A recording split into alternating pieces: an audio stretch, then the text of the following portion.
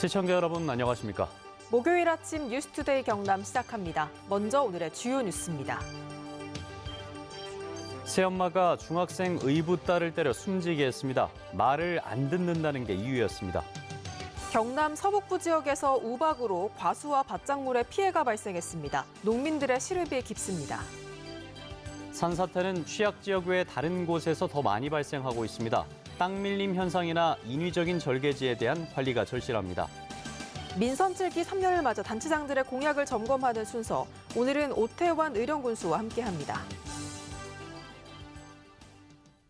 계모가 10대 의붓 딸을 폭행해서 숨지게 한 사건이 발생했습니다. 의붓 딸이 말을 듣지 않아서 손과 발로 때렸다는 게 계모의 진술입니다.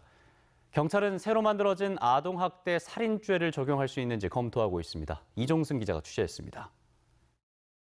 경남 남해의 한 아파트 119 구급대원이 구급차가 대기하고 있는 밖으로 뛰어나오고 뒤를 이어 한 남성이 아이를 안고 나옵니다.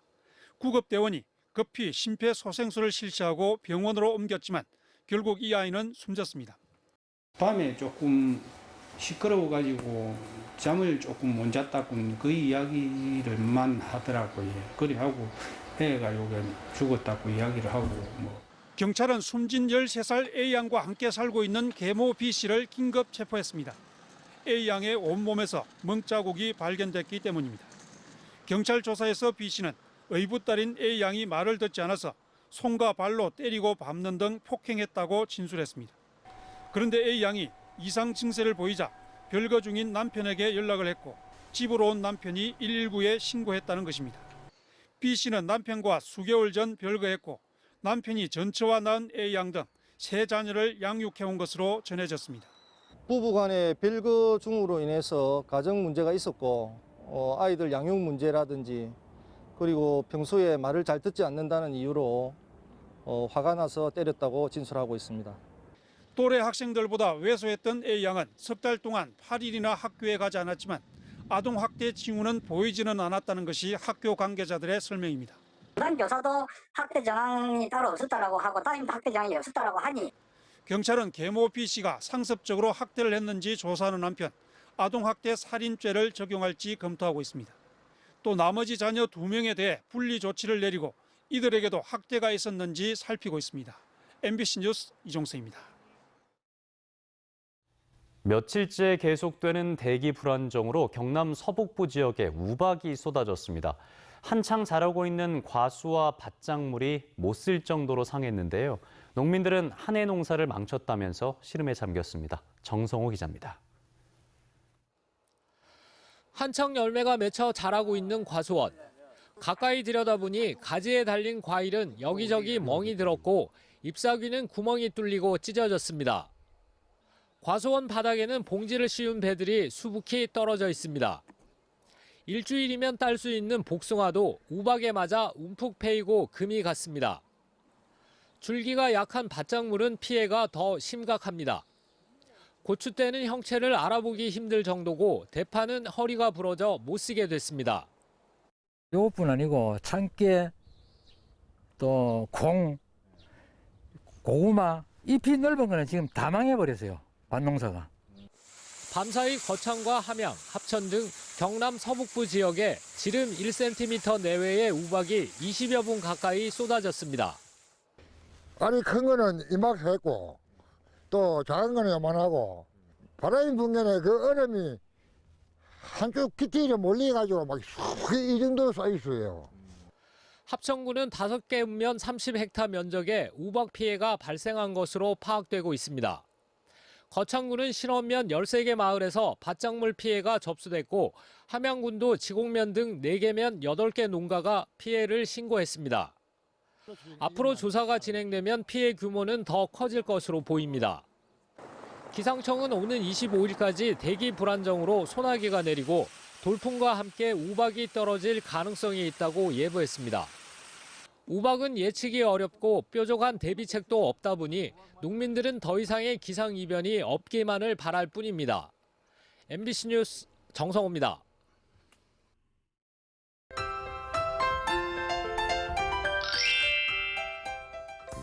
요즘은 소나기에 의한 비 소식이 참 잦은데요. 오늘도 내륙 지역을 중심으로 오후 시간대 소나기가 올 것으로 보입니다. 소나기가 오는 지역은 돌풍이 불면서 천둥, 번개가 칠 수 있겠는데요. 또 우박까지 떨어지는 곳도 있어서 각종 안전사고에 유의해 주시길 바랍니다. 오늘도 큰 더위 없이 평년 수준의 날씨를 보이겠습니다. 낮 기온은 어제만큼 오를 것으로 보이고요. 일교차도 크진 않겠습니다. 오늘 창원의 한낮 기온 25도, 진주는 26도까지 오르겠습니다. 위성 영상 보시면 대체로 흐린 가운데 아침 시간대에는 산발적으로 빗방울이 떨어지는 곳이 있겠습니다. 오늘 오존 농도가 나쁨 수준을 보일 것으로 예상돼 호흡기 건강에 신경 써주시길 바랍니다. 자세한 지역별 날씨 살펴봅니다. 현재 기온 보시면 함안 18도, 김해는 17도를 보이고요. 한낮 기온은 의령 27도, 창녕도 27도, 김해는 26도까지 오르겠습니다. 서부 지역의 한낮 기온은 25도 안팎을 보일 것으로 예상됩니다.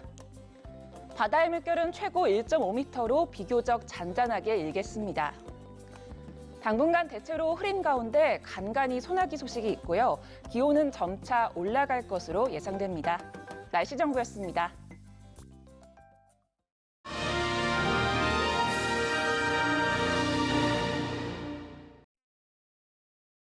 민선 7기 3년을 맞아서 도지사와 교육감, 18개 시장 군수들의 공약을 점검하고 있습니다. 오늘은 오태환 의령군수와 함께 자세한 이야기 나눠보겠습니다. 군수님 안녕하십니까? 네, 안녕하십니까? 네, 반갑습니다. 네, 반갑습니다. 네, 먼저 군수님의 공약을 한번 살펴보면요. 불임산단 조기 착공이라든지 호암 문화예술제 개최 이런 내용들이 있는데 현재 어떻게 잘 이루어지고 있습니까? 네, 먼저 불임 일반 산업단지부터 말씀드리겠습니다. 우리 어른군은 철도나 고속도로가 지나지 않는 지역입니다. 그러나 2024년 함양 울산 간 고속도로가 어릉을 통과합니다. 고속도로 개통과 함께 불임면 지역에 10만 평 규모의 산업단지가 완공될 수 있도록 현재 박차를 가하고 있습니다. 사업 진행은 현재 아주 순조롭게 잘 진행되고 있습니다. 행정 절차 모든 다 완료했습니다. 7월 중에 산단 조성공사 착공할 계획입니다. 그리고 진입도로는 이미 국비 114억 원을 확보하였습니다. 내년부터 공사 진행할 계획이고요. 아울러 산단 조성되면 입주기업 또 대행물류센터 현재 성사 단계에 접어들고 있습니다. 그리고 두 번째는 호암문화예술제에 대해서 말씀드리겠습니다. 어릉군은 의병의 수도입니다. 그래서 매년 4월에 의병제전이 열립니다. 저는 10월에 호암문화예술제를 개최하겠습니다. 호암문화예술제는 삼성의 창업주이신 호암 이병철 회장님의 업적을 기리면서 그리고 특히 기업가 정신, 창업 정신 그런 걸 기리기 위한 문화예술제로 어릉군의 새로운 브랜드로 만들어 나갈 계획입니다. 예. 근데 앞서 말씀해 주신 호암문화예술제는 현재 의령군에서 추진하고 있는 이건희 미술관 유치와 궤를 같이 하고 있단 말이죠. 네, 그렇습니다. 하지만 경쟁하는 도시들이 많습니다. 네. 현실적으로 의령군에서 유치가 가능하다라고 보십니까? 쉬운 일은 아닙니다. 현재 서울 수도권의 진입 장벽이 높은 것은 사실입니다. 그러나 우리 어릉군은 또 삼성과 아주 특별한 인연이 있는 곳 아니겠습니까? 호암 이병철 회장님께서 태어나신 또 고향이고 또 이건희 회장님이 유년 시절을 보낸 삼성의 바른 지휘자, 뿌리가 어릉입니다. 이러한 어릉군에 호암 문화예술제와 또 현재 호암 이병철 회장 생가가 있습니다. 이거와 함께 이건희 미술관이 연계되어서 새로운 명품 문화관광도시로 다시 태어난다면 소멸위기 지역인 어릉군이 새롭게 부활할 수 있는 아주 절호의 기회라 저는 감히 생각합니다. 네. 그래서 저는 전국 기초단체 중에서 제일 먼저 유치해서 밝혔고요. 현재 30만 내외 국민들과 함께 유치 캠페인 열심히 펼치고 있습니다. 때마침 어제 이건희 미술관 유치위원회 출범식 마쳤습니다. 반드시 유치를 위해 최선을 다하겠습니다. 네, 사실 군수님의 임기가 1년여밖에 되지 않은 좀 짧은 임기인데 그에 비해서 44개라는 꽤 많은 공약을 이제 제시를 하셨거든요. 네. 이 공약 이행에 대한 부담은 없으실까요? 어령군의 발전을 위해서 반드시 필요한 공약입니다. 지금 현재 그 44개 공약을 중단기적으로 사업을 나누어서 제 임기 중에 반드시 실천을 할 계획이고요. 그중 오늘은 3가지만 말씀드리겠습니다. 첫째로 전국 최초 미래교육기관인 미래교육 테마파크가 있습니다. 지난 16일 박종훈 교육감님과 참석한 가운데 함께 착공식을 가졌습니다. 내년 12월이면 완공됩니다. 앞으로 어령군이 미래교육 테마파크와 함께 맹실공이 경남 최고의 교육 메카로 도약할 것입니다. 둘째는 어령군은 난강과 낙동강이 흐르고 있습니다. 난강과 낙동강이 만나는 합강 지역까지 길이가 40km, 정확하게 백리길입니다. 그곳에 난가람 맹품 백리길을 만들어서 어령의 새로운 대표 랜드마크로 만들겠습니다.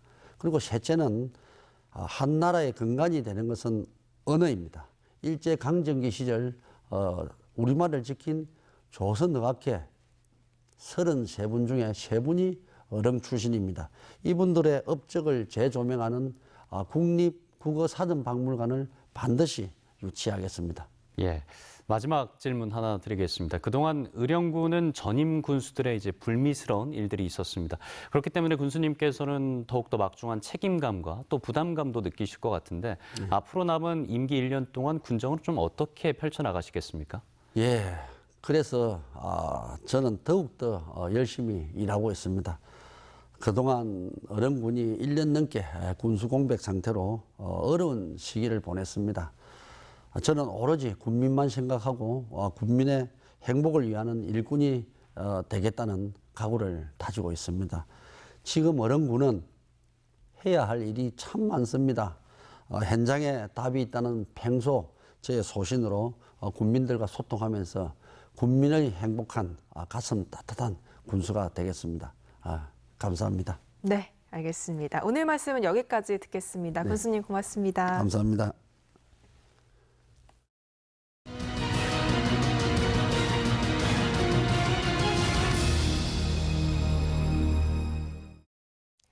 산사태 등의 붕괴 현장의 안전을 점검하는 기획보도, 오늘은 그 마지막 순서입니다. 이 산사태 취약 지역이 지정돼 있긴 하지만 정작 실제 사고는 다른 지역에서 더 많이 발생하고 있는데요. 이 땅 밀림 현상이나 인위적인 절개지에 대한 관리 감독이 절실합니다. 문철진 기자의 보도입니다. 누런 흙탕물이 쉴 새 없이 흘러내립니다. 장마철 집중호우로 통영의 국도 14호선 산비탈이 무너지면서 아래쪽 주택가를 덮쳤습니다. 여러 채의 집과 차량 10여 대가 물에 잠겼고 상수도관이 파열돼 수돗물도 끊겼습니다. 태풍 하이선이 상륙한 지난해 9월, 거제의 한 아파트에선 절개지가 무너졌습니다. 쏟아져 내린 토사는 아파트 출입구를 덮쳤고 주민들은 불안에 떨어야 했습니다. 하지만 두 곳 모두 산사태 취약 지역이나 급경사지 붕괴 위험 지역으로 지정되지 않은 곳이었습니다. 저희도 20년 넘게 이렇게 있어봤지만 저쪽에 뭐 흘러내릴 거라고 생각을 한 번도 한 적이 없습니다. 지난해 6월과 9월 사이 전국에서 발생한 산사태 6,175건 가운데 산사태 취약 지역은 498건, 전체의 8.1%에 그쳤습니다. 기후 변화로 집중호우가 잦아지면서 어디에서도 산사태나 붕괴가 일어날 수 있다는 뜻입니다. 때문에 땅 밀림 현상이 나타난 곳이나 경사가 심한 절개지 등에 대해선 관리 감독을 철저히 해야 합니다. 천천히 밀리고 있다가 집중호우가 때리면 갑자기 지하수가 이렇게 나오면서 떨어져 나가는 지구의 침식이죠. 그런 땅 밀림지 같은 경우는 산사태 위험 등급 이외 지역에서 많이 발생합니다. 평소에 대피 장소와 대피 요령을 잘 알아두는 것도 중요합니다. 경사면에서 물이 흘러내리거나 솟는 등 산사태 징후가 나타나면 바로 대피하고 행정기관에 신고해야 합니다. 2차 피해를 막기 위해 전기나 가스를 차단하는 것도 중요합니다. 반드시 사진 징후가 있습니다. 비탈면에서 물이 솟는다든지 그 우르르 하는 소리가 납니다. 그럴 때는 반드시 문부터 대피하시는 게 중요하고요. 기상청은 예년보다 일주일 이상 늦은 오는 6월 말이나 7월 초부터 장마가 시작될 것으로 예보했습니다. MBC 뉴스 문철진입니다. 투데이 경남입니다. 6.25 무공훈장 전수식이 오늘 오전 10시 통영시청 시장실에서 열립니다. 제6회 함안군 계획위원회가 오늘 오후 2시 함안군청 별관 중회의실에서 열립니다. 상반기 우포늪 생태계 지역협의체 회의가 오늘 오후 2시 우포생태촌 유스호스텔에서 마련됩니다. 남해군 노인대학장협의회 간담회가 오늘 오전 11시 남해군 종합사회복지관 다목적 홀에서 진행됩니다. 청년 친화도시 사업 토크 콘서트가 오늘 오후 7시 밀양시청 대강당에서 펼쳐집니다. LH 임직원의 모든 부동산 거래를 외부의 준법감시관이 감시하고 조사하도록 한 한국토지주택공사법 시행령 개정안이 국무회의를 통과했습니다. 감사와 수사 경력 5년 이상의 외부 전문가를 대상으로 공개 모집하는 준법감시관은 공공개발 사업의 투기 여부를 조사해 공개하며 부패 방지 교육 지원 업무도 맡습니다. 진주시는 코로나19 방역 정책에 따라 집합금지나 제한 명령을 받은 업종에 사업소분 주민세 기본세액 5만 원을 100% 감면합니다. 진주시는 주민세 감면을 직권으로 처리해 업소가 별도의 감면 신청을 하지 않아도 된다고 밝혔습니다. 하동 세계차 엑스포 조직위원회와 한국도자재단은 어제 경기 도자박물관에서 도자 및 차문화 산업 발전을 위한 업무 협약을 맺었습니다. 이번 협약으로 두 기관은 도자와 차 문화예술 관련 전시 홍보와 2022 하동 세계차 엑스포, 2021 경기 세계 도자 비엔날레 상호 명칭 후원 등에 협력하기로 했습니다. 경상남도는 어제 SK텔레콤과 코로나19 백신 접종을 돕는 누구 백신 케어콜 운영을 위한 업무 협약을 체결했습니다. 누구 백신 케어콜은 SK텔레콤의 인공지능 전화 누구를 통해 백신 접종 대상자에게 접종 일정과 사전 안내, 접종 후 이상 반응 여부를 확인하는 시스템입니다. 어린이집 원장 등이 교사 월급이나 수당의 일부를 현금으로 돌려받는 이른바 페이백이 창원의 어린이집에서 발생한 것과 관련해 창원시가 전국 지자체 가운데 처음으로 근절 대책을 발표했습니다. 대책안은 모든 교육보직원에게 청렴이행 서약서를 받고 공익 제보자에 대해서는 신설 국공립 어린이집 채용 때 가산점을 주는 방안 등이 포함됐습니다. 정의당 차별금지법 제정 실천단이 어제 경남도청 앞에서 기자회견을 갖고 국회에 차별금지법 제정을 촉구했습니다. 이들은 차별금지법 제정을 위해 10만 명의 국민 동의를 받았다며 차별과 혐오로 고통받는 이들이 없도록 국회가 적극 나서줄 것을 호소했습니다. 정부가 방역 신뢰국가 간 여행 목적의 국제 이동을 재개함에 따라 경상남도가 외국인 관광객 유치를 위한 준비에 들어갔습니다. 경상남도는 우선 국내 여행사 20여 곳을 초대해 사전 답사 여행을 진행하고 단체 관광객 유치 인센티브제를 재개하며 외래 관광객 유치 경남 전담 여행사를 운영해 상품 홍보비와 차량 임차비 등을 지원할 계획입니다. 김해 시가 내일부터 주촌 선전지구 도시개발사업구역을 대상으로 환지 처분 절차에 들어가면서 토지 소유자들의 재산권 행사가 가능해집니다. 시는 재산권 행사가 자유로워지면서 단독 택지 등의 건축이 활발해질 것으로 보여 지역경제 활성화에 기여할 것으로 내다보고 있습니다. 양산시가 국민권익위원회와 함께 다음 달 21일 하루 시청 본관 2층 대회의실에서 이동신문고를 운영합니다. 사전 예약제로 진행되는 이동신문고는 양산과 김해, 부산 시민들도 참여할 수 있으며 다음 달 7일까지 양산시청 감사 담당관실과 인근 읍면동 행정복지센터에서 신청할 수 있습니다. 김해 시가 인도와의 각별한 인연을 더 강화해 나가기로 했습니다. 최근 김해 시가 개최한 UN 세계 요가의 날 기념행사에서 허성곤 김해시장은 주한 인도 대사를 만나 김해 시가 건립을 추진하는 인도 박물관에 대한 전시 유물 기증과 경제 교류를 활성화하기 위해 인도 현지 기업과의 1:1 매칭 지원을 약속했습니다. 2022 남해 방문회 선포식이 오는 26일 서울 코엑스에서 열립니다. 국제관광 박람회 행사와 함께 열리는 이번 선포식은 세계 바둑 랭킹 1위 신진서를 포함한 홍보대사 위촉식과 서울 경기 지역 전담 여행사 위촉식, 방문회 선포식 등의 내용으로 진행됩니다.